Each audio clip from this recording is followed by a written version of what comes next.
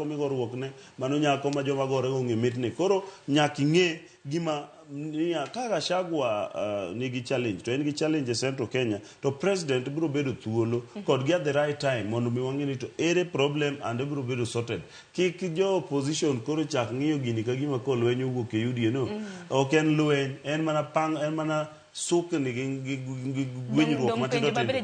tindo ni rombe magala moro kan gin kanyakla tok gilosi winjo karam naka giloso matin kendo weche mag siasa to ketie bang'e ka gisewuok to koro en pogruok mar paro tiende niya wan e oganda ma ok wahero ga keto wiwa kanyakla sama waloso kaka wapango chenro mag dongruok wan sama luongo kaka oganda luo to en bura mako luongo ne tap ten siasa mochakore ego siasa nyaka angura rum to joka gin ka giromo to gipango chenro gi mar dongruok ka giling ti to ka giwuok oko panga gigo siasa tiende ni gin gikawo siasa gir ndara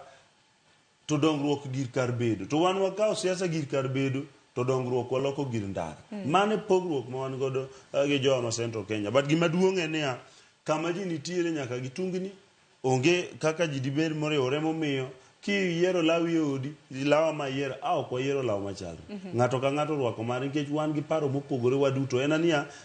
society mokelo wa kanyakla momiyo Gachagua en deputy president osetimo tije maber kaka deputy president William Ruto ong'eyo role ma deputy president nigo koro onge ng'at mokawo matimo tij